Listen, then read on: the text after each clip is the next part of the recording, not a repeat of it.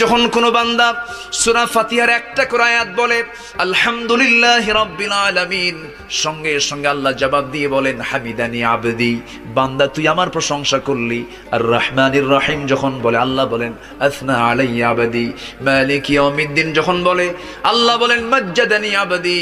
এরপরে যখন বলে ইয়াকা না'বুদু ওয়া ইয়াকা নাস্তাঈন পর্যন্ত যখন বলে আল্লাহ বলেন বান্দারে তুই আমার কাছে কি চাস, প্রাণ খুলে চা রে বান্দা। ইহদিনাস সিরাতাল মুস্তাকিম থেকে শুরু করে নিয়া ওয়ালাদ-দাল্লিন পর্যন্ত যখন বান্দা বলে তখন আল্লাহ বলেন বান্দা নামাজের মধ্যে এমন প্রেমের খেলা খেললি বান্দা, তুই যা চাইলি সব আমি আল্লাহ কবুল করলাম। ওই বান্দা যখন রুকুতে যায় আল্লাহ তখন অস্থির হন।